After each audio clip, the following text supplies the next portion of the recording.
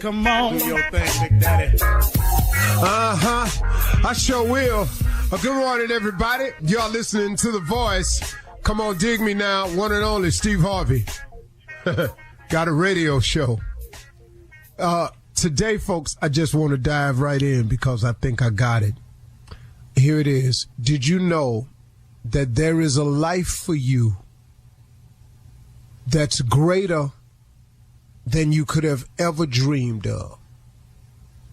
Did you know that there's a life for you better than the one you've ever felt before? And did you know that there was a life for you much bigger than the one you wanted? And lastly, did you know that what I just said is true? Did you know that? Did you know that the things I just said are available to you?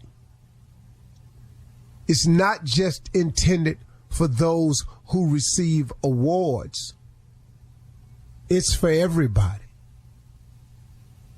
Yeah, you too. It's for you who didn't get your high school diploma. It's for you who are incarcerated. It's for you who have 2 strikes. It's for you who've been sentenced to life. It's for you who've gotten out and have a felony record and can't seem to get it together. It's for you who have an illness. It's for you who the doctors have given up on. It's for you. This life I'm talking about is for you. Did you know that there's a life for you better than the one you dreamed about, better than the one you've imagined, a life better than the one you thought of, that there's a life for you better than the one you've ever felt before? There's a life for you better than the one you saw for yourself. There's a better life for you than the one you expected and even the one you wanted. Did you know that this is true for you? See, here's let me give you the secret to this thing now. You have to believe that it is for you. Now, you got to fight through the doubts. You got to fight through the will of Satan because the devil is busy, man. The devil wants you to think that it's hopeless. The devil wants you to think that this is it. The devil wants you to think there ain't no more to it. The devil wants you to think that this applies to other people but you. Yeah, you've been dealt the worst hand of them all, which you ain't, but that's what the devil wants you to think. So you got to fight through now. You got to fight through to get to what I just said is available for you. But what else you got to do? You ain't doing nothing else. Might as well fight. Why just wake up and just let it be? Why would you wake up every day and just exist when there's a chance for you to actually live? See, the reason I don't mind smiling so much now is because I'm no longer existing. I'm living now. See, that's what you want to get to. You don't want to exist to wake up paycheck to paycheck, day to day, not knowing, not understanding, not having, can't get this, can't get that, can't go here, can't go there, gotta wait till it seems like you never get nowhere. You can get out of that rut of life feeling like when you wake up in the morning that your life is ho-hum, that you're just in a rut. I drive the same way to work. I do the same thing on my job. When I get off, I drive all the way back home. I sit there. I read the newspaper. I water the lawn. I'm so sick of my life. This ain't what I wanted, man. And wake up, start over, do the same thing. Then the weekend gets in, you got to mow the lawn, and then you try to fix something in the garage, and you feel like your life is in a rut. I'm talking about if this feels like a rut to you, that if it's what you've always wanted, I'm cool with that. But I'm talking to people who want it more, who would love their life to be more, who would love their life to be different. I'm not criticizing you if I just described your life. I'm just only talking to the ones who would dare to believe that there's more to it than this. I'm only talking to the ones who would dare to accept the challenge, to fight through and see what God got for you instead of listening to Satan all the time. The devil is busy, man. Please understand he's so busy. So busy trying to trick you, get you into the groove. You know, they doing all kind of stuff now, man. You know, atheists and already got prayer taken out of schools. Excuse me, look at our schools. Now there's a push by the atheists to get the words "in God we trust" taken off our money. Here's the deal. If you don't believe in God and you don't want to trust in God, just go on about your business. But what you can't do is spill off all into what I'm talking about. That's the problem I have with all of them. If you're going to do you, then do you. But don't spill off into what I got. Now, see, if you don't believe what I'm saying, then I ain't talking to you. Let's just be clear about the relationship with Steve Harvey and his crew. I'm only talking to the people that believe, that are looking for something else, that want something more, that want something better. That's got to be out there searching and hoping and trying to do more. That's all I'm talking to. Now, if you don't believe what I'm saying is true, then go ahead, try it your way. Go see, write me, email me, let me know how it's going for you. But I'm telling you of a way that's tried and true. If you go to God, if you go to your creator, your maker, if you go to him and you go to him for real and tell him, hey, you know what? I want you to go ahead and take over from here. I'm done. I done all I know how to do. I done tried everything I know how to try. I'm sick of me right now. Hey, look here. You created me. What you want me to do? And here's the cool thing about it when I made that decision, y'all. See, I was so afraid for years that I was going to miss out on something if I did that. I couldn't do this no more, but the stuff I needed to stop doing, I really need to stop. The things I was afraid of not being able to do anymore were the very same things I really didn't need to be doing no more in the first place. On the real, man. On the real. All that temporary fun I was having, all them temporary outlets I was using, all them temporary things trying to fulfill myself I was doing. I was just doing a bunch of temporary mess, man. I said, hold up, man. I want something permanent, man. I want a permanent feeling in my heart that it's going to be all right. So he replaced all that fun with joy. But it was only because I went and I faced him. He didn't take me and stop me from being me. He just made a better version of me. See, God don't take, because all the stuff he sent you through, he needed you to go through all them. He needed you to have them experience of what it felt like to be locked up. He needed you to have that experience to know what it was to lose everything. He needed you to have that experience to make you tough. You're just going to be a tough one. I'm a tough soldier in his army, that's all. I just ain't one of the weak ones. I protect the weak ones. God didn't take a lot of stuff from me except the stuff I needed. But the stuff he made me to be, he allowed me to keep it, and he just made a better me. Do that, y'all, and you can have what you want. You're listening to the Steve Harvey Morning Show. 911, what's your emergency? He shot her! Oh my God! It's a nightmare we could never have imagined. And a killer who is still on the loose. My small town rocked by murder. There are certain murders I'm scared to discuss. In the 1980s, we're in high school losing friends, teachers, and community members. One after another for a decade.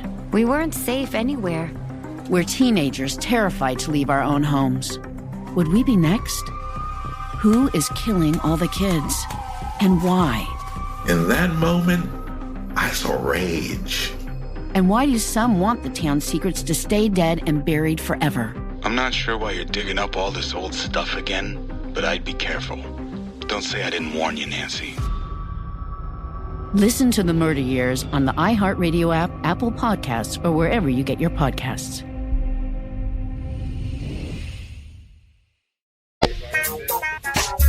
Ladies and gentlemen, let me have it. All of it.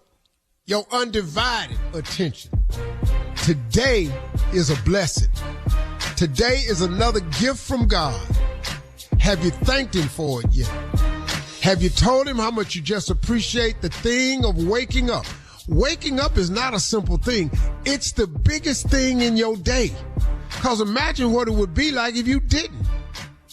Guess what? Ain't no day. It's a great way to look at it, man. The biggest thing in your life is waking up. Because when you don't, you ain't got no more life. Man, it is a blessing to be here. I know you may be grieving the loss of someone, and Lord knows I know how that feels. But the upside to it is God kept you. I knew a girl, a friend of mine, whose wife lost her mom, and she was really struggling with it and was just questioning God and thinking about not going on. And he said, hey, man, my wife is really struggling with the loss of her mom. And I said, man, do I know what you're talking about? And do I know some people I work with that know what you're talking about? I said, that's a rough one. He said, what can I tell her? I said, you have to stay in there because eventually you will think and remember all the good things that they did. And sometimes you'll even smile about them. I said, but right now you're hurting and you got to get through that part of it. Ask God for strength. She said she did and he didn't give it to her. I said, ain't she still here? He gave it to her. She just didn't recognize what it was because she ain't never seen it before. God is good. Somebody sent me a blind text and said, hey, Steve, where your God at now? Just to respond to you, sir. I have a kind of idea who it was because they're kind of a hater in my life and they got hold to my number. But you know what God is? He right here where he always been. You know what he doing? He got us tucked up under his wings. You know what? With all the slings and arrows that's coming, ain't none of them getting through. We protected, we covered. It's hot. It's uncomfortably hot, but we ain't on fire though.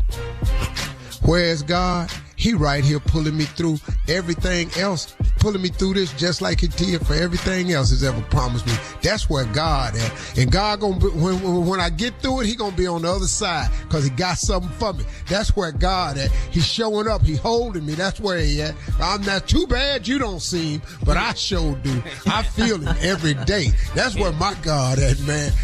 Come on. And hater, I sure appreciate the text. I know you got that little thing they call Google numbers where you can change your number. You can say what you want to say, but you stupid and I know who you are. Woo! That's all funny, right, man. You know, that's right. I got enough money to find you. Let's go. I know who you are. Shirley Strawberry, Carla Farrell, Mississippi Monica, and Junior. This is Steve Harvey. I know who he is. Happy Friday. Right. That's funny. No, really, I know who he is. It's funny. He's so Why you smiling? You stupid. I got enough money to find. All right. Listen, coming up at 32 minutes after the hour, we'll hear from Junior in for the nephew as he runs that prank back right after this. You're listening to the Steve Harvey Morning Show. It is time now for Junior to be in for the nephew to run that prank back. Junior, what's on the menu for today? What you got? Well, run that prank back today is garnish your wages. We taking stuff. Oh. We garnishing your wages. Come on, cat. Hello. I'm trying to reach a please. That's who's calling. My name is from the district attorney's office. Yes. Hi, how are you?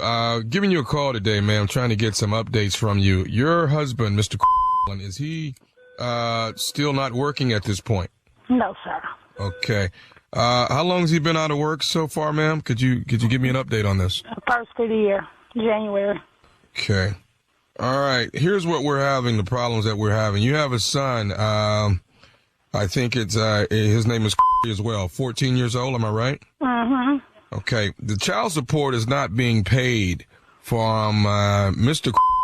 for Mr. Young, and we're trying to get this thing rectified. Now, the problem that we're going to have, and the reason why we're giving you a call, is considering that your husband hasn't worked since the first of the year, and I haven't done the research yet. I'm just not pulling up your file. I haven't done the research to see how many months in the arrears he is on child support. But It just started once he lost his job. Okay. Well, problem that we're going to have is they're going to start taking child support, and I hate to give you this news, out of your check until... I don't understand how that's so, because I have my own kids. So I don't understand that. I understand, but they're going to be garnishing your check, ma'am, until your husband can get this thing back on its feet and get it rectified and get him up to par as far as all the payments that are not. And when will this be taking place? Because if that's the case, I'm not going to be working. Because that's not going to happen. I have my own children. So I don't understand how that's so. I don't have anything to do with child support or anything like that. And if that's the case, I'm not going to be working as of right now. The garnishing of the check is going to come from you, and you are at the hospital, correct? No. That's not where you work? I'm not going to be working as of right now. That's what I just told you. So y'all do whatever you got to do, and I'll do whatever I have to do on my end, okay? Well, hold on a minute. You're willing to quit your job? I'm not understanding this. You're sure right, because I'm not going to be taking care of someone else's kids and I have my own. So that's right. So somebody else can take care of mine then, because I'm not going to be doing it. You're so right. All right. Well, I mean, I'm just, I don't want you to be upset who are with. you? I don't want you to be upset with me. Where I can be able to contact you. Okay. I'm gonna let you know this. It's a bit of information. You're still gonna, if you're quitting your job, ma'am, you guys are still gonna be liable for the child support. Okay. Well, that's fine. Not you guys, because it's not my children, sir. Okay, it's not you guys. It's he will be liable. Okay, because can you hold one moment? Because I need to step outside, if that's okay. Or if there's a number, I can contact you back. Okay. Are you able to step outside right now? Yes, but I'm gonna get on the elevator and it's gonna and I'll wait for you to call. Give me about 45 seconds, but I'm gonna give a call to my manager on this situation. Okay? Please do, sir. Okay. All right. Thank you. Hello. Okay, Miss. Yes, sir. Hi, again from the district attorney's office. Okay, you can hear me now. Yes, I can. Can you hear me? Yes, ma'am. I sure can. Now let's get to the bottom of everything. I couldn't get my manager on the phone, but I'll keep trying. I just want to know. I'm just a messenger letting you know.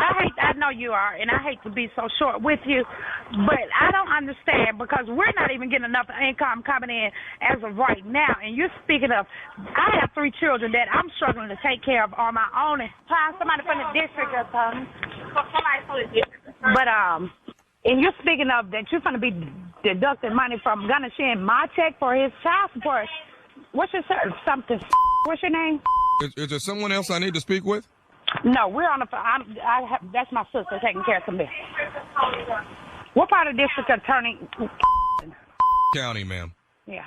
She is on the line from the Office of Child Support Service. She works with the Office of Child Support Service. Okay. May I speak with your sister? Let me speak with your sister, ma'am. So how is this going to be done? Because that's not going to leave me the cash to be able to support my own kids. Well, in my own home. I understand that. Maybe this is a problem with having a person hanging around. It's not a person because has raised his feet about his kids all their life. This is a jealous mother that decided after 18 years that she wanted to.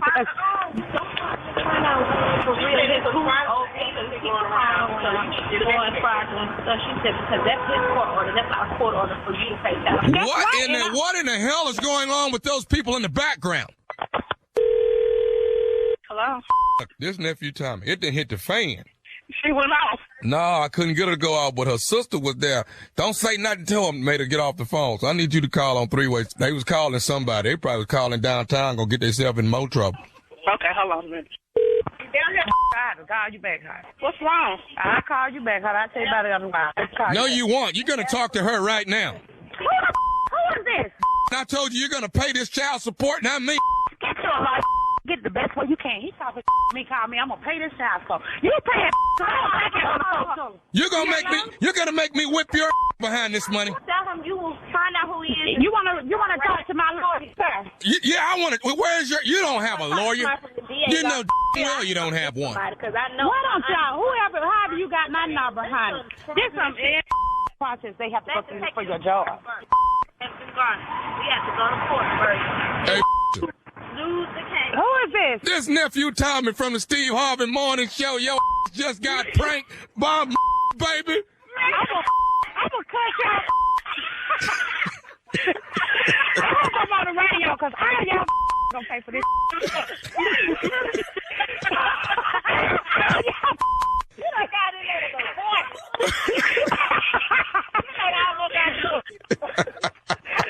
See, y'all didn't know y'all was calling the food issue. Well, you just found out, didn't you? I had to stop at the store on the way down to finish cussing. Give me a black and mild, get outside and cuss y'all out. I gotta ask all y'all something. What is the baddest radio show in the land? See? The Morning Show, baby. There you go, Shirley. Yeah, there it is. Nephew play way too much, man. Thank you, Junior. Coming up next, it is Ask the CLO. Our Chief Love Officer, Steve Harvey, in the building. You're listening to the Steve Harvey Morning Show. Coming up at the top of the hour, well, we're going to have a very special guest. He's a gospel music legend and a very good friend to the show. Steve, you know him well. It's the one and only Mr. Kirk Franklin. That's right. Yeah. Come on, Kirk has a brand new, he has a brand new documentary that is premiering today. It exposes the traumas he experienced as a child. We'll talk about all of that. It's a piece of his life that a lot of his fans don't know about. Kirk will join us at the top of the hour, but right now it is time to ask the CLO.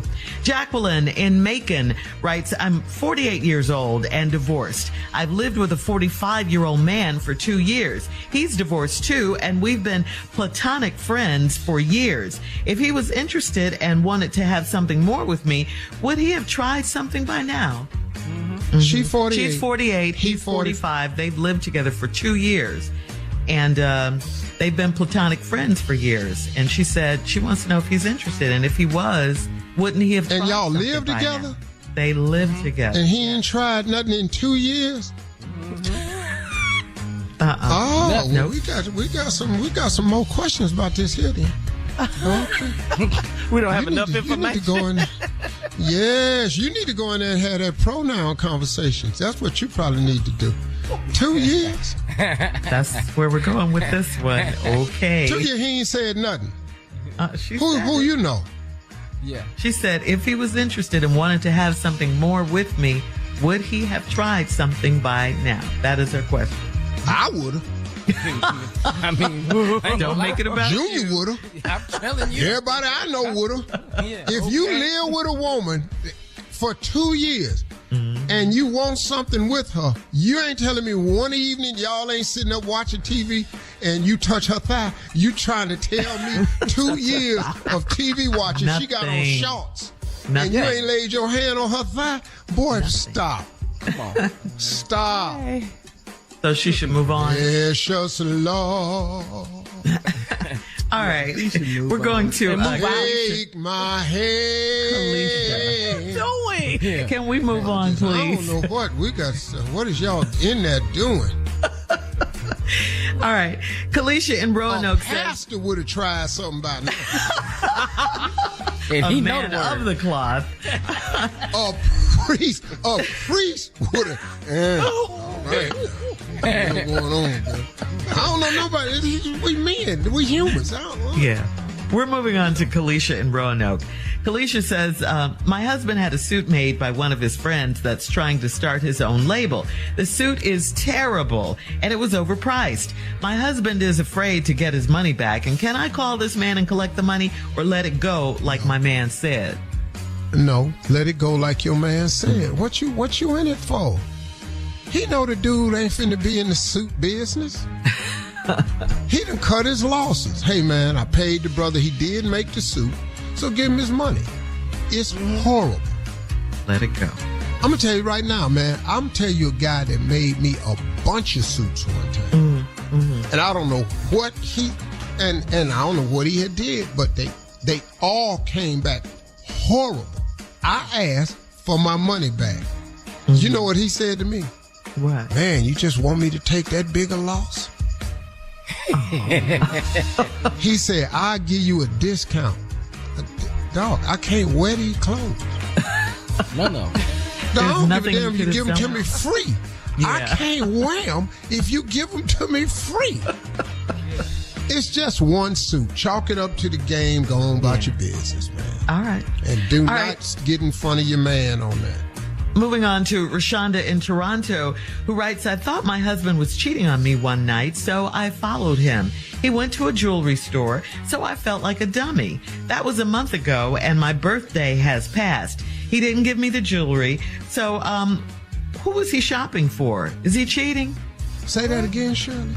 Okay. So she thought her husband was cheating on her, right? So she followed him one night. He went to a jewelry store, so she felt like a dummy, she said. That was a month ago, and my birthday has passed. He didn't give her the jewelry. So who is he shopping for, and is he cheating? Okay, now hold up. He went to the jewelry store. Yes, that night she followed him. You felt like a dummy. Birthday passed, you ain't getting no jewelry. Nothing. He went to the jewelry store.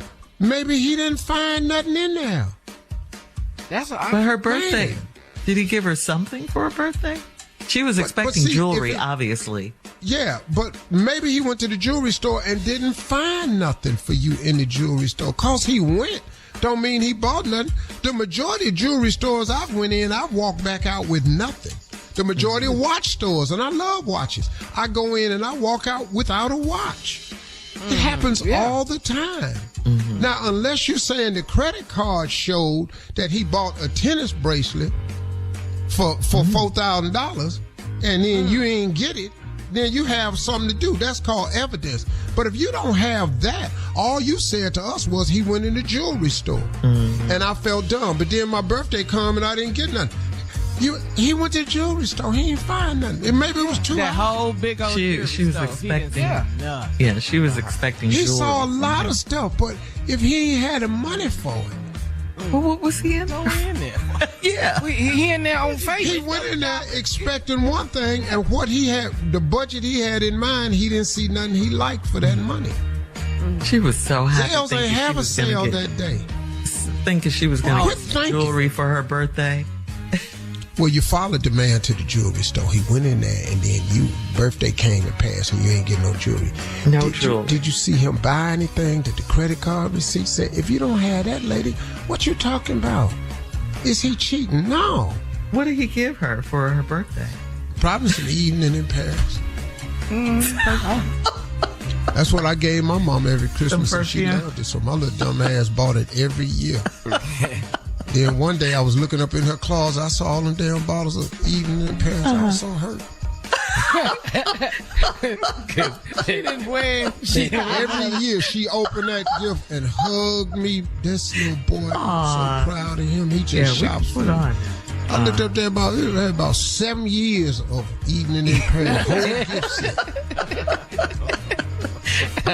No. All right. I think we have time for one more. Terry in Detroit says, I ran into an old friend. I found out that she is married to a man that I had an affair with. I knew he was married, but I didn't know to whom. We're still cool, so I called and told him I've known his wife for years. He hung up. What did I do wrong? What you call a man for? You had an affair with him.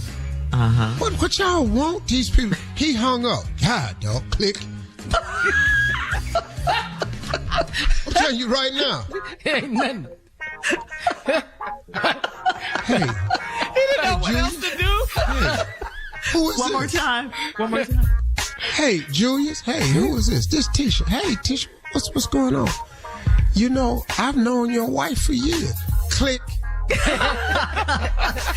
Thank you, CLO. Coming up next, Kirk Franklin joins us to talk about his brand new documentary, Father's Day, a Kirk Franklin story, right after this. Click. Man. You're listening to the Steve Harvey Morning Show. 911, what's your emergency? He shot her. Oh my God. It's a nightmare we could never have imagined. And a killer who is still on the loose. My small town rocked by murder. There are certain murders I'm scared to discuss. In the 1980s, we're in high school losing friends, teachers, and community members. One after another for a decade. We weren't safe anywhere. We're teenagers terrified to leave our own homes. Would we be next? Who is killing all the kids? And why? In that moment, I saw rage. And why do some want the town's secrets to stay dead and buried forever? I'm not sure why you're digging up all this old stuff again, but I'd be careful. Don't say I didn't warn you, Nancy. Listen to The Murder Years on the iHeartRadio app, Apple Podcasts, or wherever you get your podcasts.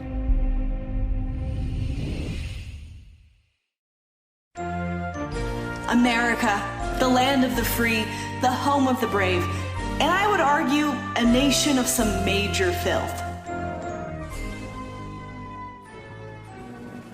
Hi, I'm Gabby Watts, comedian and podcast producer. Also, not to brag, I went to an Ivy League school and majored in history and graduated highly unawarded. And I'm hosting a new history podcast called American Filth, where we're diving into the filthy underbelly of the good old US of A. I'll be talking about a founding father who died from a DIY catheter, the woman who wrote the dirtiest blues song ever recorded, how the Pilgrims smelled terrible, and of course, a 17th century bestiality panic. So join me as I plunge face first into the dirtiest people and events in the annals of American history. Listen to American Filth on the iHeartRadio app, Apple Podcasts, or wherever you get your podcasts. All right, everybody. Welcome back. As promised, we got a very, very special guest this morning. He's my little brother. Period. That's all. We closer than close. We ain't friends. We brothers. Wasn't for Kirk Franklin? And that's all I can say. If it wasn't for Kirk Franklin, about me, oh, this would be different. Yeah, I'd be different. You know. So anyway, he's here. He's my homie. Yeah, that was my dog. I'm just telling you. Okay. Wasn't for Kirk Franklin, I'd be different. He's a gospel legend. We went on tour over 10 years ago, and if you missed that show, you missed the best of both worlds on stage. That's what we called it, the best of both worlds tour. We was up there, man. I bought the jokes, and he bought the Jesus. Then today, he's joining us to talk about a brand new documentary, y'all. This is going to be very interesting because you're not expecting this. It's called Father's Day, a Kirk Franklin story. And in it, he opens up about all the traumas of his childhood. We're going to find out what, normally we talk about music, but just a little bit different. We got a documentary, ladies and gentlemen, one and only, my dog, Kirk Franklin. Good, welcome. Yeah. Morning, Kirk. Hey, beautiful people. Morning, beautiful people, man. Thank y'all. It's good to hear y'all's voices. Kirk, this is a short-form documentary. It's available on your YouTube channel. It's called A Father's Day, a Kirk Franklin story. You get deep on this one, man. You talked about, what is it about? You talked about adoption, growing up without structure. Tell us what's happening. Well, everybody, first of all, most people know that I was adopted when I was 4 by a 64-year-old woman. And she didn't have any other kids. She was a widow. And she legally adopted me when I was born. My name was Kirk Mathis, right? And so I would see my biological mother maybe once or twice a year, because we know how it is sometimes in marginalized communities. I mean, sometimes you still may know of your parents, which can even make the trauma even more difficult because you wonder why you're not good enough to go with them, right? And so she would come in and out maybe once or twice a year. I met my biological father when I was 6, who I believe to be my biological father at 6. Didn't see him again until I was 13. Didn't see him again until my albums came out, and then he started to show up, and that really created a lot of anger and hate in my heart for him. And so I hated my father. I hated him. And then so from there, basically, about 6-7 years ago, I got a call. He was dying of cancer. I flew to go see him. I made peace, and that was the end of that story. 4 months ago at a random funeral, there was a conversation between the pastor of that church and a man that his name is Rick. And Rick started to talk about how he dated a girl that was the sister of the young lady that died at the funeral when he was a young man. People at the funeral began to look at him and question his height, his ears, his head. And they were like, have you ever met Kirk Franklin? Because the lady you used to date, we believe that's his biological mother. He said, no, never met him, I've heard of his name. At that funeral, there became a rumor mill that made people start to question who Rick really was. And so because it got so big here in the community about 4 or 5 months ago, Rick took a DNA test on his own. My biological mother heard about it. She denied that she even knew the man and never had a relationship with the man. He gave me his swabs and my nervousness and fear, because as you guys know, when you kind of have some type of notoriety, all my life I've had people come out and say that they were my father and my mother because my adoption story became out there. I took my DNA swabs. This man is my biological father. My mother denies it. She wants another test done, and we get another test. The second test comes back positive. This man is my biological father. She denies it. And so now I have this issue in my life that I've hated one man my whole life that didn't even deserve to be hated, because he died knowing that I hated him, thinking that he was my father, and he's not. And so now I've got a brand new journey, and this is all happening at the same time of me working on my new album. And so that's what the documentary is about. And I call it Father's Day because I use 3 log lines: what I missed, where I am, and what's always been. The story. What? The hell? Wait a minute, though. I'm very rarely at a loss, but let me say this. So you got this all laid out in a documentary? Yes, sir. Yes, sir. And yes, it's on your YouTube channel. Yes, sir. What happened was that this was the first time ever that I had a videographer that was hired with me just to get behind the scenes footage on my new album. He was just with me. It was my first time in my entire career, guys, that I had a videographer with me while working on the new album. So this all happened April 20th. I got a phone call from a friend said, "You need to sit down. I got something to tell you." And so my videographer was already in the studio with me. I'm in the middle of working on the album. So when I'm doing these tests and going to these people, so the videographer is following me as I go give the results to Mr. Rick, as I go to my mother and she's denying her, as we go get the second test. And then there are other people that you're going to be very shocked to see that are in the documentary that I had to go to as well. And so I'm not going to give it all away, but it is all happening in real time. And we partnered with an incredible company out of Los Angeles that works with a lot of big movies and studios. Kirk. You just said there's some other people in the video that you're going to be shocked. I ain't in the video, am I? What is it? Always. Kirk, I can't take nothing else right now. Kirk, I'm going through enough right now. I can't take another shot. Am I in the video? Just say no. Ladies and gentlemen, you know, I just think you guys need to tune in. Boy, if you say I'm your daddy, well, let me tell you something. I'll beat your black ass. I'm telling you right now. No, you come up here talking about I'm your damn daddy. We'll be back. I know I better not be the damn daddy. We'll be back. More with Kirk Franklin right after this. You're listening to the Steve Harvey Morning Show. Hey, everybody. We're back with more of the Steve Harvey Morning Show. Our special guest this morning is Kirk Franklin. We cleared the air. Kirk has on his YouTube channel, y'all, and we didn't know this was coming, but boy, he just dropped the atomic bomb on this show. And Kirk Franklin, it has a new documentary out. It's on his YouTube channel, so you gotta subscribe to the YouTube channel. It's called Father's Day, A Kirk Franklin Story. Mm-hmm. And Kirk exposes his whole story. And this is crazy, man. You know, man, what do you attribute this to, Kirk? Because to have the videographer there just for shooting the album, and it happens to capture all of this life-changing information, how was that? Yeah. You know, and you know, y'all already know what I'm going to say. You know, man, that's just nothing but God himself, because there was no way you can plan this, and don't nobody want nothing like this in their life. You know, I'm 53 years old. You know, I made peace. Well, I feel like I made peace with the man, and then I think that people also understand. Some people say, "Well, man, this is good. This is wonderful that you found your father." And I think people don't understand. I hated the man that I believed to be my father, not because I didn't want him to be my father. I hated him because I wanted him to be my father.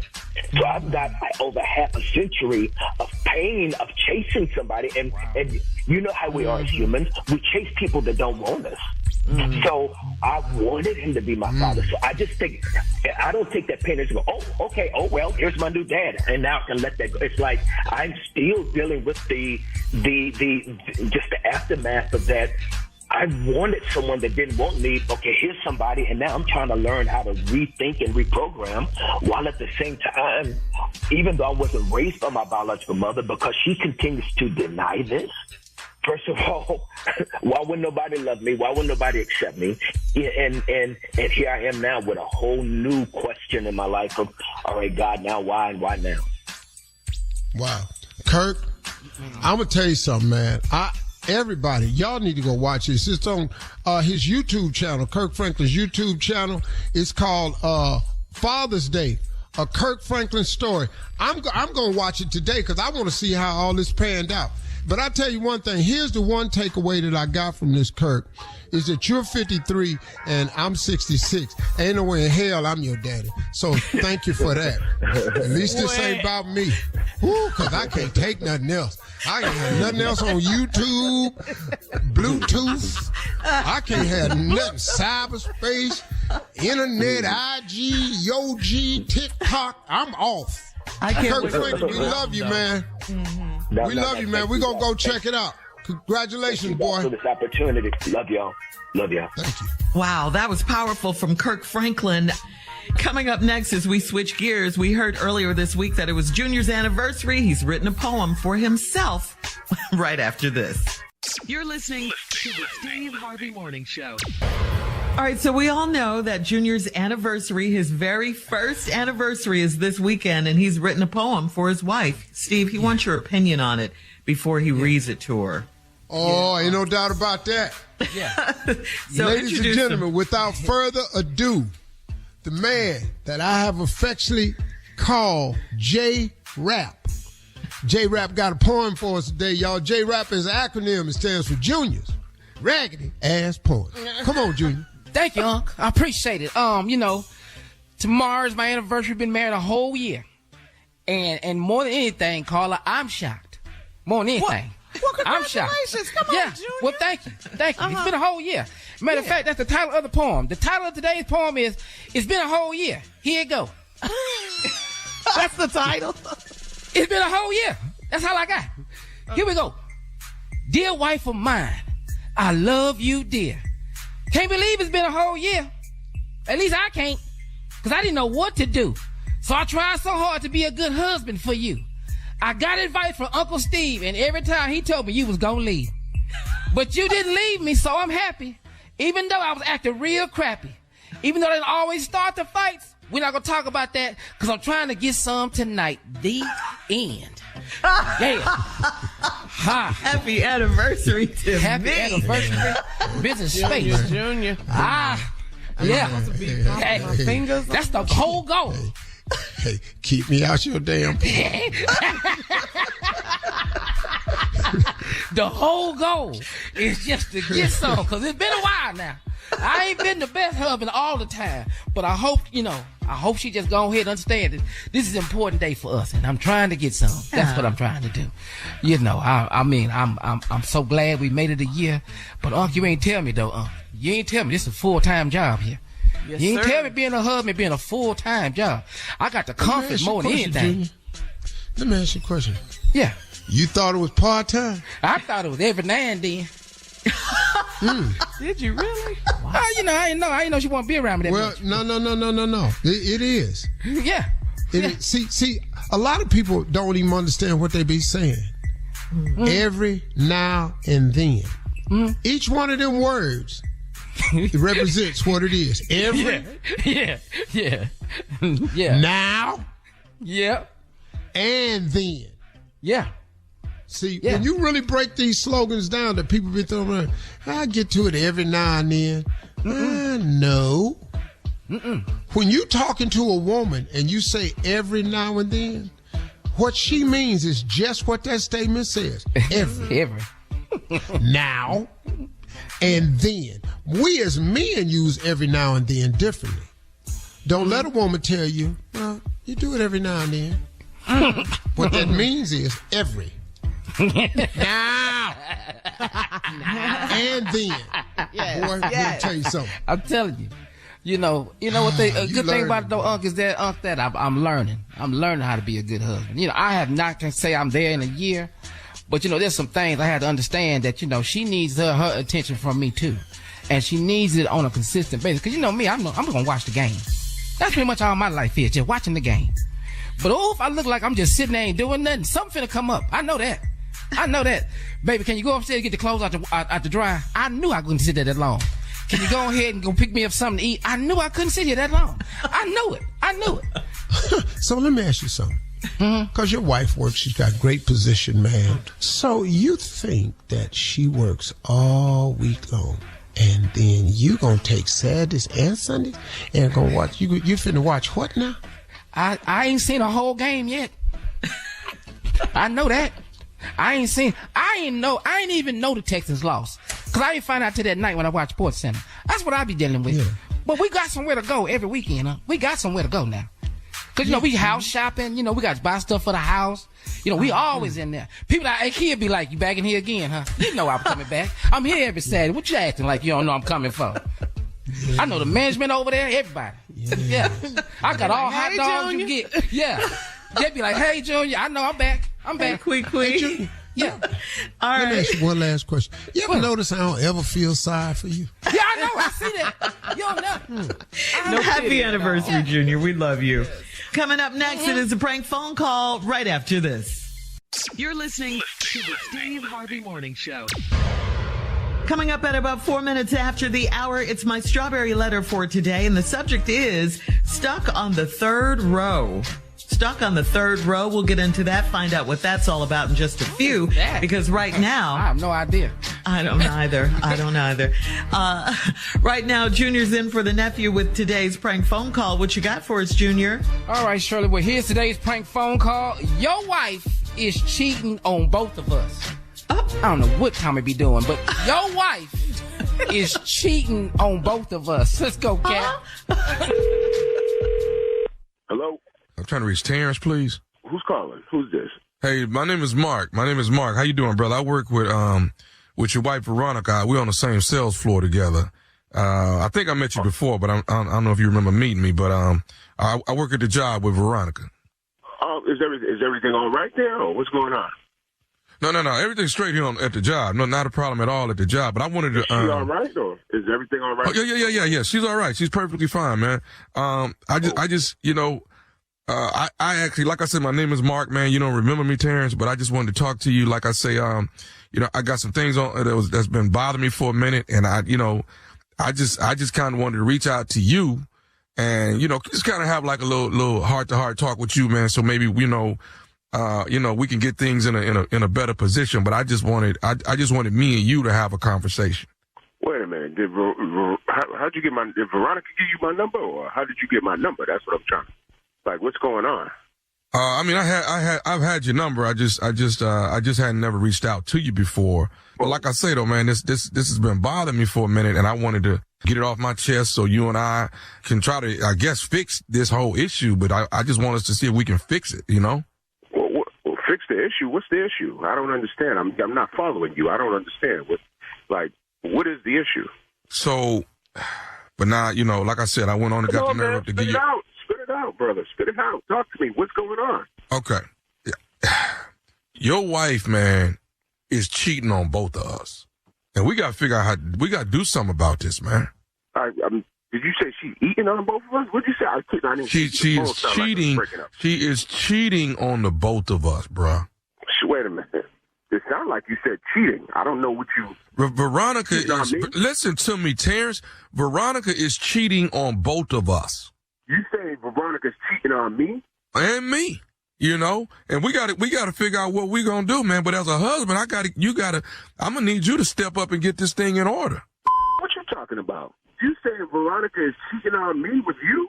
No. She's cheating on both of us with somebody else.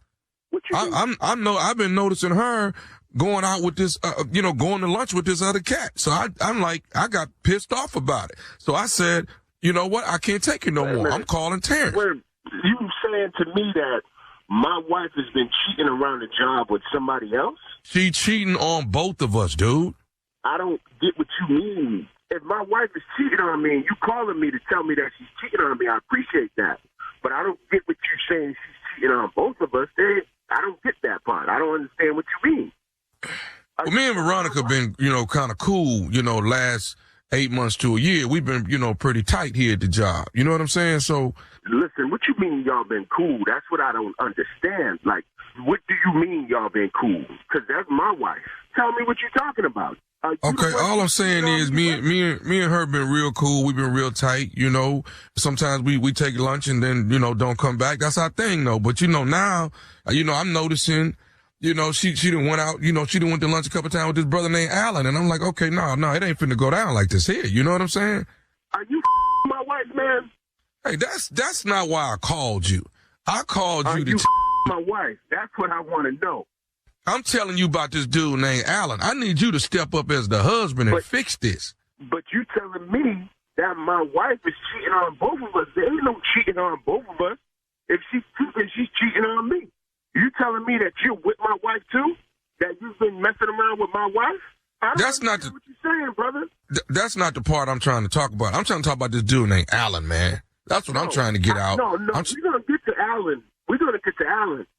You saying that my wife, man, it's some crazy shit. Yo, you know what, man? I'm about to put my foot right up your because I don't play those games.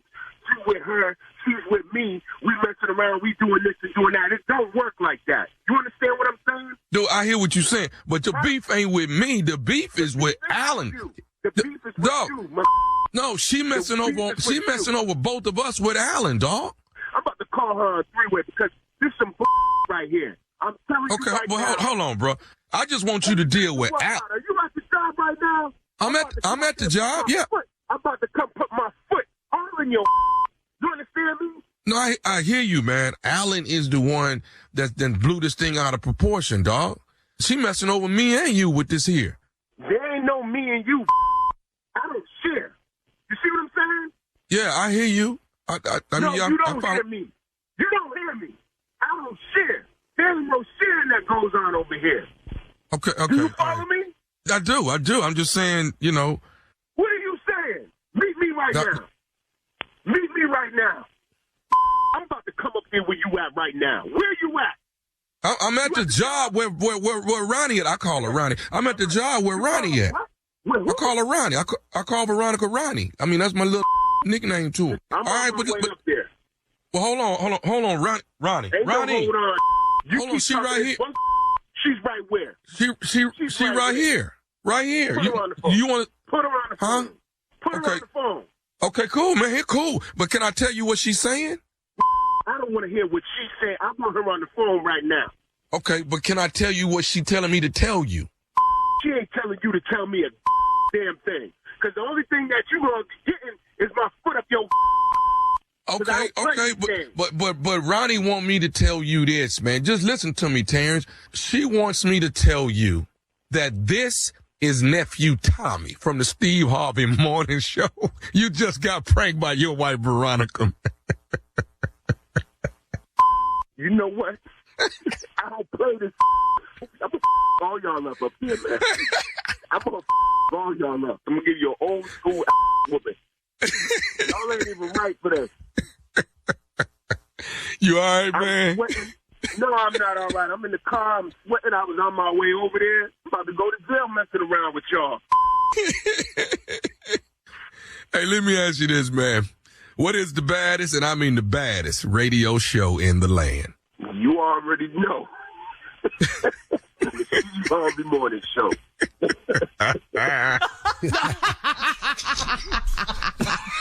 Your wife is cheating on both of us. I don't believe him. I know. But you know what? You got a lot of nerve to call somebody and tell them that. Yeah, and say that. Say that with no problem. Okay, Unc. I know you got somewhere to be, Unc. I know you ain't talked about it because it's coming up. You coming back on this road again. I decided to come back as a motivational speaker, motivational tour. On the 29th, I will be down at a casino called the Yamava Casino, down 90 miles outside of L.A. It's on the 29th, Highland, California. Tickets on sale. If you want to come out, go ahead. But here's the big one. Durant, Oklahoma. Why? Because we close to Dallas. Lord, I didn't even know that. 90 miles outside of Dallas at Durant, Oklahoma at the Choctaw Casino. Steve Harvey's motivational tour will be there. Y'all come out, see your boy. It's going to be a special night. And I've decided after I speak, I'm going to open up the floor and do a Q&A. To get a more specific thing. A motivational tool that can fill your life with gems and information I've learned along the way.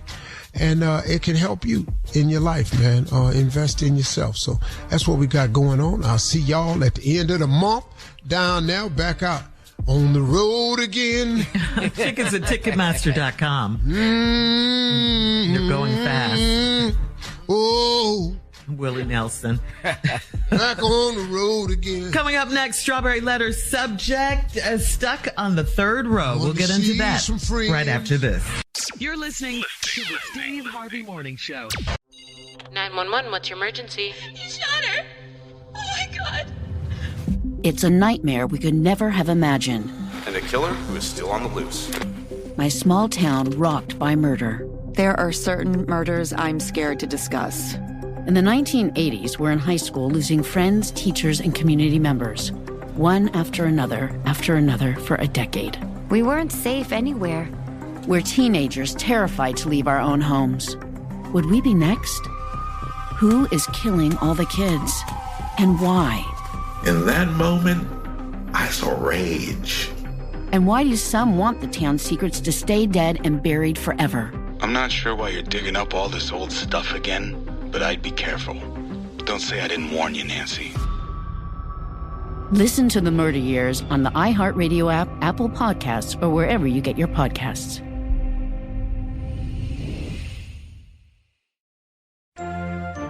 America, the land of the free, the home of the brave, and I would argue a nation of some major filth.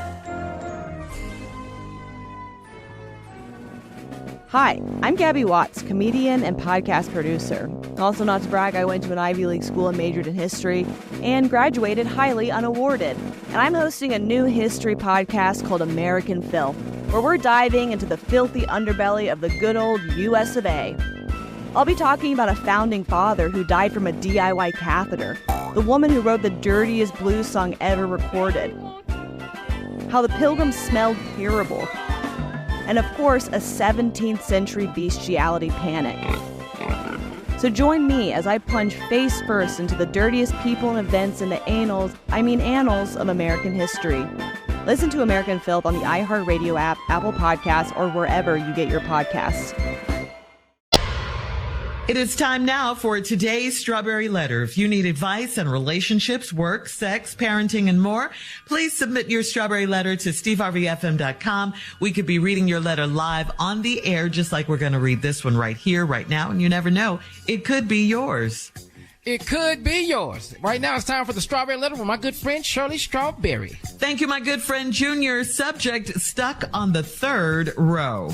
Dear Steve and Shirley, you haven't lived until you got stuck on the third row of an Escalade. I'm so disgusted that I don't care if my ex-boyfriend or his wife hear this letter. I was dating this guy that lives about an hour from me. I had a business meeting in his city, so I stopped by his job to get a quick kiss and hug before I left town. He wanted more than that, so I met him in the parking lot of his job and he got in his truck. He drove to the back of the parking lot and we got on the third row of the truck for a quickie. It was such a thrill for me because I had never done anything like that. I had my pants off and my wig. I mean, we were really getting it on. My boyfriend's phone kept ringing, so he paused for a minute so he could answer it. It was his wife, and she told him she was close to his job and she wanted him to meet her for lunch. He gave her so many excuses, but she was not having it. Then she said she was about to turn into the parking lot to pick him up. This crazy man told her he would meet her there, and he was already in his truck. She pulled up behind his truck, and we almost passed out. I can't believe how fast he pulled up his pants and climbed to the front seat. He yelled out to her that he was going to follow her to the restaurant so she would not have to get out of her car. I was in the back trying to put my wig on. He apologized over and over as he left me in his car to go have lunch with his wife, and I called an Uber on his car alarm, and his car alarm went off when I opened the door to get out of the back seat. I hope his wife saw me. I'm not accepting any of his apologies because if he really cared, he would have told his wife no. Would I be wrong to tell his wife what happened that day? Sis, you better be glad she had no idea you were in the back of that truck. You already know you would be wrong to tell his wife what happened that day. The other thing is, she doesn't sound like anyone to play with, okay? Don't play with her. As determined as she was to get her husband to go to lunch with her that day, she would stop at nothing to find you and whoop your behind. This was a very close call for you. You don't seem to understand that. So be thankful that you got out of the truck in one piece finally, and that his wife doesn't know you or what was going on. There's nothing you can do anyway. I mean, forget about getting him back, telling his wife and all of that. He left you in there because there was no way he could let his wife see you and know that he was cheating at that moment. She's number one, period. And that's why he's not going That's why he's not going to tell her anything. I don't know why you would even think he'd tell her. So let this go. Let him go. Get your wig and move on. Okay. You dodged a bullet. This could have been way worse. Steve.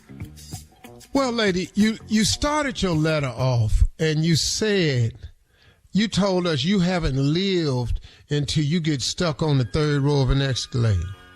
So I was expecting this to be a thrill for you, and turned out, well, it actually was. And you bragging about it. Yeah, you ain't lived till you've been on the third escalator. It's way better places to go. Way better. Go get stuck in the sand in Tahiti somewhere. Go do something like that. Go, get a hot air balloon, go somewhere. Your expectations is low. The back of a truck. You ain't lived till you done got your wig blowed off in the back of a truck. What? It ain't enough room in there where your hair done fell off. It ain't even enough room back there for you to keep your hair on. Lady, come on now. And I'm so disgusted that I don't care if my ex-boyfriend or his wife hear this letter. Okay, cool. If he your ex-boyfriend, it's your ex-boyfriend. But you've always known he had a wife, though. He didn't hide that from you. You knew the man was married. You was dating a guy. He lived an hour from you. So you had a business meeting in the city. You wanted to get a hug and a kiss when he was in town, tried to leave, but he wanted more. So he convinced you to come out in the parking lot with him. Y'all drove in the back of it and got in the third row to do a quickie. Now, here's what this is what you want. It was such a thrill for me because I had never done anything like that. Really? They kill me in these letters when they say, I've never done anything like that. Mm-hmm. You sure know how to get your ass back there, though. And then told us we ain't lived till you've been stuck on the third seat of an escalator. Girl, it sounded to me like you know something. Anyway, I had my pants off and my wig. See, that'll throw me a little bit. I don't want you. What? Say it. I don't want you to take your wig off, though. Or your pants off, that's cool. But please don't take your wig off. I want to see the stocking cap with these little braids in it and all this here. I don't want to see this do-rag up under your head. I don't want to see your hair cornrow with lint in it. Can you keep the wig on? It was hot in there. It's just uncomfortable. It's hot. I know it's hot, but come on, deal with it.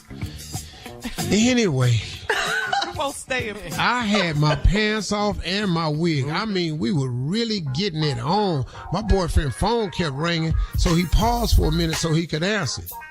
It was his wife. And she told him she was close to the job. She was coming up there to have lunch. He tried to make up an excuse. She said wasn't having it. Meet me. We going to lunch. Then all of a sudden, he said he was going to meet her in the parking lot. She pulled up right behind the truck, and we almost passed out. Coming up at 23 minutes after the hour, we'll have part 2 of Steve's response. Today's Strawberry Letter subject is, this is a good one right here, stuck on the third row. We'll get back into it right after this. You're listening to the Steve Harvey Morning Show. All right, come on, Steve. Let's recap today's Strawberry Letter. The subject, stuck on the third row. This woman here talking about we ain't lived till you been on the third row of an Escalade, but now she disgusted and she don't care if her ex-boyfriend or his wife hear this letter. So she's known the man was married all along. He was dating the guy, lived about an hour away. She went to do something in town and she was fitting to leave, so she went by his job to get a hug and a kiss right quick. He wanted more. They ended up getting in their truck. He got an Escalade, going around in the back parking lot. She done climbed in the back seat talking about it was such a thrill for me because I've never done anything like this before. But your old ass knew how to climb in that back seat though. So you got back there and it got hot back there and you took your wig off and your pants. Now I didn't mind you taking the pants off. Why we got to take the wig off? We've been over this because it was moving and shifting and hot. That's the only thing in this letter that really bothered me. I see. Why is you taking your wig off? I liked the wig. I approved of it. I was there when you bought it. Had a little lady come out the back. I couldn't understand what she was saying, but she came out the back and, we bought the wig. And I said, cool, I gave you the money. It was a high-ass wig. You got a $400 wig. It wasn't no regular wig, because they had them other wigs up in there for $39.95. And I told you, I didn't like them because and in the words of Ricky Smiley, I didn't like that one because it looked like Easter egg grass. And so I didn't want you to wear that wig. So we went on spent some money on this good ass wig, and he took it out. And then the phone kept ringing, and he didn't want to answer. And then he finally answered. It was his wife. She said she was in the area. She was coming up to have lunch with him. He was trying to make excuses. She wasn't having it. She said, "I'm pulling up in the parking lot." He said, "Don't get out the car. I'll be out there in my car in the parking lot." She pulled up right behind the truck while they was back there getting it on. She said, "We almost passed out. I can't believe how fast he pulled up his pants and climbed to the front seat." Then he yelled out to her, "I'm going to follow you to the restaurant. That way you ain't got to get out the car." So now she go back in there. He and she in the back. You got to get these pants back on. She trying to put her wig back on. Damn that wig. You got to get these pants on. If you get these pants on, I can fix the story. But you sitting up in here without this wig on. I don't know how I'm going to tell her this is my brother, but you got to get this wig on. But you have got to get these pants on first. Damn that wig. You can leave the wig off. I'll just tell her you my brother. That's all I can do if you just leave the wig off. But you got to get these pants on. That's what I should have said. You got to get the pants on. Okay. And then as he left me in his car to go to lunch with his wife, roll them damn windows up and left you in the car while he went to lunch with his wife. Well, you did a smart thing. You stayed back there. Because I'm telling you right now, if you'd have jumped out that car with him, it could have been the end for you. You might not be typing a letter. You'll be in the police report and in a drawer down at the morgue. So it's a good thing you stayed in there. He apologized over and over as he left me in his car to go have lunch with his wife. I called an Uber, and his car alarm went off when I opened the door to get out of the back seat. I hope his wife saw me. I'm not accepting any of his apologies because if he really cared, he would have told his wife no. She down there. She at the job. She behind him in the truck. Right. This ain't the time to say no. Would I be wrong to tell his wife what happened that day? Of course you would. You wasn't telling her what happened no other day. So why you want to tell her what happened today? All them other times you've been seeing this guy that lived an hour away, you wasn't worried about it. But now you had to pay a price for it. Now you want to tell his wife, would I be wrong? Yes, you'd be wrong. You would be wrong for that. Because the only reason he climbed in the back seat of that Escalade is because you drove up there and let him put you in the back seat of the Escalade. See, why don't you take responsibility for your part of it? The only reason it was going so good back there and you had your pants off and your wig off, you took your pants off and you took your wig off. Now, we've all helped a lot of people slide out of pants before, and just part of the, game, recognized game. I wouldn't, you probably had to have some help in the back seat of that third seat. You probably can't get out of them by yourself because they're probably tight. And you got a little help getting out the pants. But you took the wig off yourself, though. You don't really need no help. You took that off yourself. You can do it. It was hot. Real hard. You can pull up. It's hot. Well, it's hot now because she behind y'all with the lights on blowing the horn. Two, why your car shaking? So, you be dead wrong for telling his wife what happened today because you never wanted to tell her what happened all them other days when you was cheating with her husband. Once again, why do men cheat? Oftentimes because there are so many women who are willing to cheat with them. Y'all could stop y'all's own pain with each other if you all would just stick together and not sleep with the other person's husband. But if you're willing to do that, you have to bear some of the responsibility. All right, leave your God comments bless you. on today's Strawberry Letter on Instagram at Steve Harvey FM, and check out the Strawberry Letter podcast on the free iHeartRadio app. Coming up next, Junior and Sports Talk right after this. You're listening to the Steve Harvey Morning Show. It is time now for Sports Talk with Junior. Junior, what you got? Pimpin! What's up? What's up? What's up? What's up, Hey, what's up, ladies? What's up, Chocolate? What's up, Pimpin? How you doing? What's up, Shirley? Hey, Pimpin.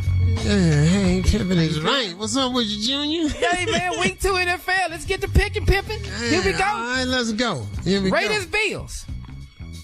Raiders versus the Bills. The Bills, Josh is throwing a lot of interceptions.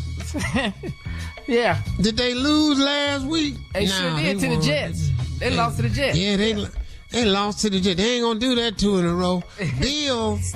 All right. Here we go. Ravens, Bengals. Ravens and the Bengals. Lamar for the win. Cincinnati gonna be 0-2. Ooh, Pimpin. Speaking of that, man, Chiefs, Jaguars. Chiefs and the Jaguars. Chiefs coming back. They ain't lose 2 in a row, Pimp. Sorry. Duval. All right, man. Here we go. Chargers, Titans. Chargers and the Titans. Titans won last week, didn't they? Uh-huh. What you got? Mm-hmm. Enough of that. Chargers. Packers, Falcons. You know, I'm going to have to go with them birds, man. I'm going to have to go with Atlanta on this one right here. Okay. You know, for some, they got that running back, and he nasty. Yeah. Seahawks, Lions. Detroit. You better know. I'm telling y'all about them players up in Detroit. We 92.3 the mix up in here. Ain't nobody playing with y'all. You're in Detroit. Bears, Buccaneers, Pimpin.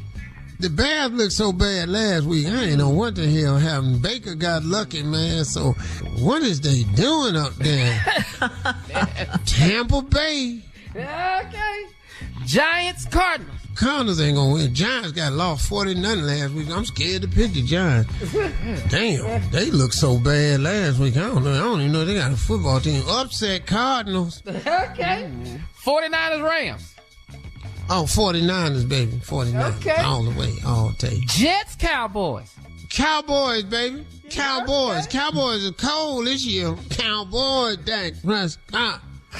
Commanders, Broncos. Come on, Russell. Even though I love Russell Wilson and Sierra. Okay. All right, Denver. Browns, Steelers. You know the Browns, baby. Clean all damn video. Saints, Panthers, Pimpin. Oh, New Orleans, baby. New Orleans. They real. There it is, man. Love you, man. Take care of yourself. I was hot last week. I'm looking hotter this week. All right, coming up, we'll glasses right here. Thank you, Pimpin. Thank you, Junior. We'll do. You know what these is? These is Ice Pimp Blue. We'll do a little rap and hip hop trivia with Steve Harvey right after this. Oh, Lord. Oh, yeah. You're listening to the Steve Harvey Morning Show. 911, what's your emergency? He shot her. Oh my God. It's a nightmare we could never have imagined. And a killer who is still on the loose.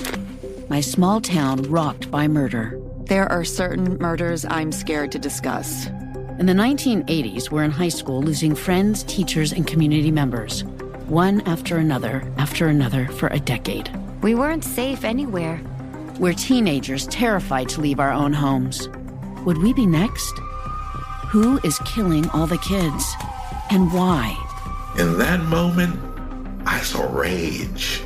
And why do some want the town's secrets to stay dead and buried forever? I'm not sure why you're digging up all this old stuff again, but I'd be careful. Don't say I didn't warn you, Nancy. Listen to The Murder Years on the iHeartRadio app, Apple Podcasts, or wherever you get your podcasts.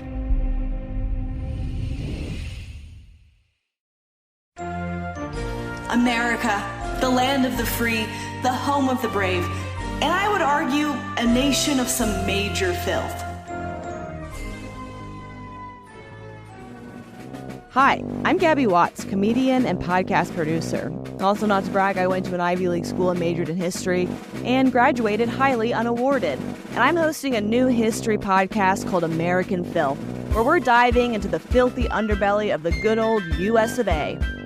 I'll be talking about a founding father who died from a DIY catheter, the woman who wrote the dirtiest blues song ever recorded, how the Pilgrims smelled terrible, and of course, a 17th century bestiality panic.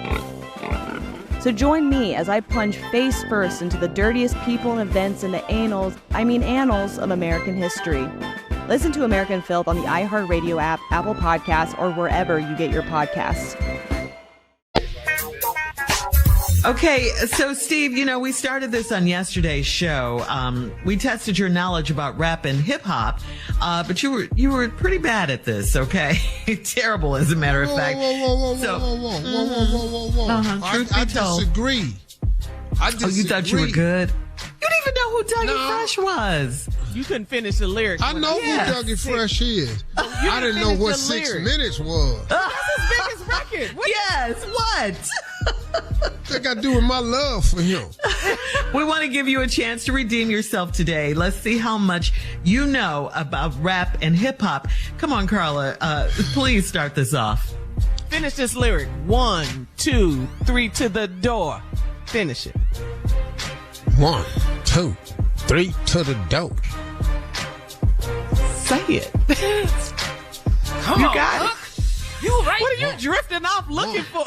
You sound like Snoop. 3 to the door. Snoop Dogg. Snoop Doggy Dogg about to come up out the float. Okay.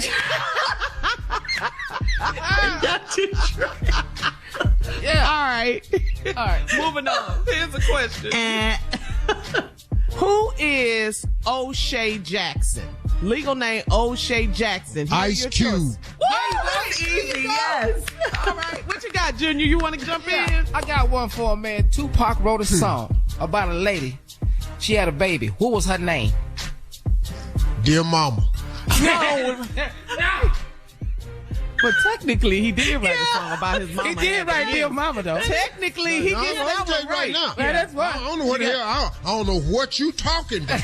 You got to give him that one, Junior. We'll just give him that one. His mama had a baby. We'll give him that one. We were looking for Brenda. Okay. Brenda got a baby. Yeah. Brenda. All right. Yeah. Next lyric. It's all good from Diego to the Bay. Your city is the bomb if your city making pay. Throw up a finger if you feel the same way. Dre putting it down for... Finish it. L.A.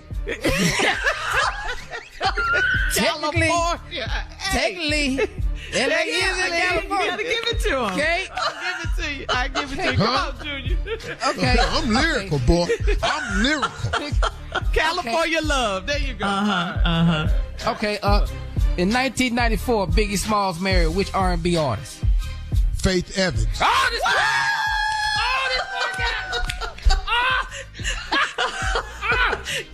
You're redeeming yourself. All right. Here we go. Tell me the name of this song. Girl, it's easy to love me now. Would you love me if I was down and out? Would you still have love for me? Girl, would you love me in a Bentley? Could you love me on a bus? Finish it. 21 questions. Oh, shut up. One of your favorites. You should know that one. You're killing it today. You're killing it. Come on. Look at the look on his face. Okay, here you go. Who once walked with God and went through the wire? Which artist was that? Those are songs. Come on. Kanye West. You got it! Artist boy! Wait a minute. I'm legend. Right. Come on. Which artist is from Brooklyn? Jay-Z or LL Cool J? Jay-Z. Yeah! Brooklyn, stand up. Yes. Okay, I know he knows this too. Whose album was called The Chronic? Dr. Dre. Yes. Come on.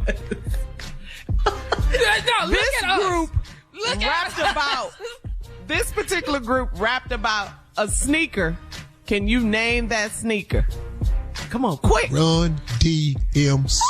And the sneaker brand name is? Adidas. Yeah, he does. All right. What? Good. You did good. You did good. All right. Thank you, Steve. Yeah, that was good. Coming up in 20 minutes after the hour, Junior and his anniversary poem right after this. You're listening to the Steve Harvey Morning Show. All right, Junior, we got to say happy first anniversary to you. It is your anniversary this weekend, and you have a poem for your wife. Yeah, I wrote a poem, and since y'all want me to do it again, I'm going ahead and do it again for you. Title of the poem, it says, it's been a whole year. Excuse Dear me. wife of mine. Since they want you to do it again. Who is they? It's been a whole year. Dear wife of mine, I love you, dear. Can you believe it's been a whole year? I can't because I didn't know what to do. So I've tried so hard to be a good husband for you. I got advice from Uncle Steve, and every time he told me you was gonna leave. But you didn't leave, and I'm so happy, even though I was acting crappy, even though I didn't always start the fights. We're not gonna talk about that because I'm trying to get some tonight. The end. Happy anniversary. And that ain't nobody snapping their fingers to that. Monica, put your fingers down. Snap for that, because I'm trying. The whole point is I gotta ask for it. You'll never get any. I can't. Just get over there on that bed. I don't want to hear no. Shut up talking. No. Get up, Carla. I hate you so much. Well, you can't say, how you can't say it? Get over there on that bed. What you talking to? Present yourself. What? Present yourself? Who you talking to? Right. You know what I come here for? I've been to work all day. Let's go. All right, I hope you're on the game on. You're right. Appreciate your poem, Junior. We'll have more of the Steve Harvey Morning Show. I'm Joe Clark. Coming up. The enemy is here. 33 minutes after. We'll play a round of Would You Rather right after this. You're listening to the Steve Harvey Morning Show. It is time now for a round of Would You Rather. Would you rather? And Shirley? Yes, Steve. Before you do the Would You Rathers? Uh-huh. Junior, you answer them first. Okay, Because I got a feeling I might be ignorant. So go ahead, Shirley. Oh, really? I think we all have that feeling. Yes. All right. All right. Argue with a group of angry women. Would you rather argue with a group of angry women, or would you rather babysit 15 toddlers? Oh, 15 toddlers. For sure. Yeah. 15 toddlers. Really? Oh, with a group of angry women. Oh, no. Yeah, I'm going to have an argument with the angry women. Yep, bring it on. Because I know how to tune y'all out. You can't cut off 15 toddlers. And I can get up and walk away from y'all. You cannot leave them babies by themselves. Going to jail. That's true that. Cannot leave them babies by yourself. Your ass going to jail. Give me them mad ass women. I tell you what, if you leave them 15 babies in there, you're going to be arguing with 15 angry ass women anyway. True. What the hell? You didn't leave the my mom. baby. Yeah, that part. Yep. All right. Would you rather your spouse whispers everything, or would you rather a spouse that speaks too loudly, that just talks loud all the time? I would rather have the woman that whispers everything. Yeah. Oh, really? Yeah, because that's kind of sexy to me. When my wife do that. Yes, I can take out the trash, baby. Yeah, okay. Yeah. Thank you. Yeah, I want you whispering to me because it'll make me think something up. Yeah. That hollering don't work for me at all. At all. You know, right. Now I got to tune your ass out. Now I don't hear nothing you say no to. Would you rather expensive cigars for an anniversary gift, or would you rather sex 7 times that day? Oh, I'm going to go with the sex 7 times that day. Yeah, your anniversary. Okay. That's what you want. That's what you want. Yeah. Okay. Yeah, well, that's something you can't do. So. Yeah. What you mean? Just give me them damn cigars. Ain't no need of me trying to kill myself no more. That ain't what I'm finna do. Just give me that damn cigar. I'll see you tomorrow. Yeah, skip that. Yeah, 7. Last one. Pressure I'm going to be under to try to get ready for number 2, 3. Number 3. Ooh, I said, give me a few hours, 2, but 3 today. Today, he said today. 7. Would you rather stay at your current age forever, or would you rather live to be 150 years old? Oh, no, give me my current age right now. Forever? Mm-hmm. Yeah. Forever? No, I'm going to go and take the 150, dog, because at least I know I'll be here. See, your forever might be next week. Get hit by a bus. All right. Yeah, see. Thank you, guys. That's today's round of Would You Rather. Coming up, this has been the longest week ever, but we got through it. Steve Harvey's going to close out the show for us at 49 minutes after, right after this. You're listening to the Steve Harvey Morning Show. 911, what's your emergency? He shot her. Oh my God. It's a nightmare we could never have imagined. And a killer who is still on the loose. My small town rocked by murder. There are certain murders I'm scared to discuss. In the 1980s, we're in high school losing friends, teachers, and community members. One after another for a decade. We weren't safe anywhere. We're teenagers terrified to leave our own homes. Would we be next? Who is killing all the kids? And why? In that moment, I saw rage. And why do some want the town's secrets to stay dead and buried forever? I'm not sure why you're digging up all this old stuff again, but I'd be careful. Don't say I didn't warn you, Nancy. Listen to The Murder Years on the iHeartRadio app, Apple Podcasts, or wherever you get your podcasts. All right, here we are, guys, our last break of the day on this Friday of the week. We want to thank, first of all, Kirk Franklin for joining us earlier today. His documentary, Father's Day, A Kirk Franklin Story, is streaming right now on his YouTube channel. Check it out. Powerful story, right? Woo. Man. Y'all got to go check this out. Yeah. You found out you're not his dad. That was... Well, that's all I needed. That's all I needed. Cause I don't know how you thought that, but okay. I don't need nothing else this week, Lord. It's been one. Steve Harvey is Kirk Franklin's daddy. I do not need to be trending no damn. But you know, man, I've been learning so many things. Mm-hmm. And my closing remarks this week, man, it's just been sharing with people who's going through situations. And, you know, a lot of stuff you end up going through is just beyond your control. You know, it's circumstance. You know, you find yourself in a situation, or you find yourself something happen, or a consequence, something just besets you. You don't know. It's just life, man. But some of these parts of life is so unfair, it seems, you know, because life oftentimes, sometimes it's not fair, because your life is intertwined with other people. And sometimes another person's decision can affect you just because you're associated with them. You know, a lot comes along with being famous. A lot that you don't ask for, bank on, count on, visualize. And it's become such an ugly thing sometimes to be famous. And what we're experiencing right now, that's something I have to bear. But everybody has something to bear. Everybody. You can be not famous at all. Everybody got something to bear. Life has splices and slices and pieces for all of us that just don't taste good. Life ain't all pie now. Life ain't pie. I wish it was, but it ain't. Some of this stuff is just plain old sugar, honey, iced tea. And it don't even have to be from you. You just a part of it. But you know what I've learned, man? And it's sort of funny. I was sharing it with my morning crew this morning. You know how they got those numbers that people can change their numbers so you don't recognize it, you know, and they run it through an app and then so. But I've already figured out how that works, because I have, you know, very smart people, because I have to protect myself oftentimes. Well, somebody I know did one of those things through their app and was able to text me, but make it look like another number. So their contact didn't show up. But I have a way of doing that. And you know what they said to me? And I was always suspicious of this dude anyway.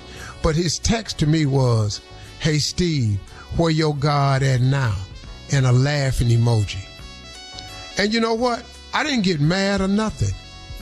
I answered the question, not to him, but I answered the question out loud. My God is right here. My God is where he always been for me. He right here. As a matter of fact, he done tucked me and Marjorie up under his wings. We good. These slings and arrows you shooting, they not doing the damage you thought. They not. That fire you started, we feel the heat. It's hot, but we ain't getting burned. The thing that my enemy has set out to use to destroy me, God gonna flip all that and turn it for good. Now, do I know how? Absolutely not. Do I know what this is for, what it's about? Absolutely not. But you know what? My God is a good God. He's a loving God. And I can't tell you how many lemons in my life he done turned into lemonade. I can't even count the times. Do you know how many times God has protected you from your enemies and you didn't even know it? Do you know how many people meant evil for you and God turned around and made it good? You know how many people done dug a hole for you and wound up getting in it themselves?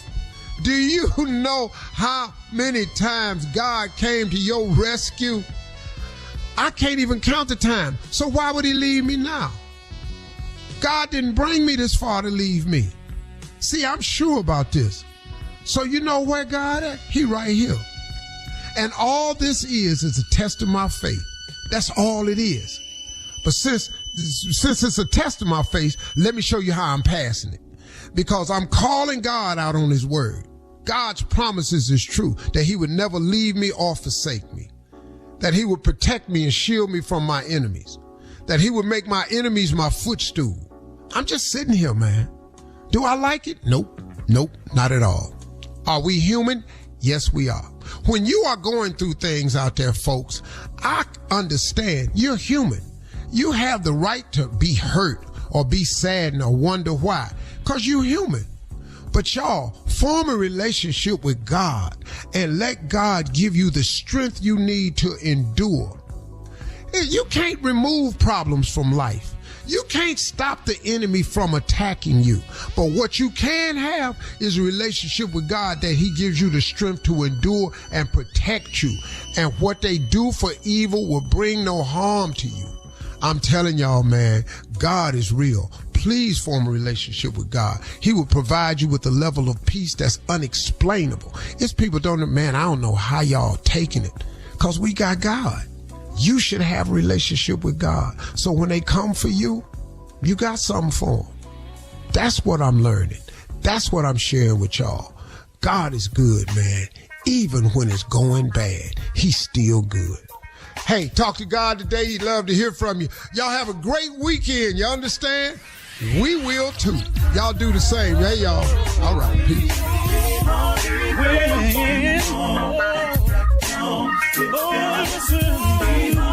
For all Steve Harvey contests, no purchase necessary, void where prohibited. Participants must be legal U.S. residents at least 18 years old unless otherwise stated. For complete contest rules, visit SteveHarveyFM.com. You're listening to the Steve Harvey Morning Show.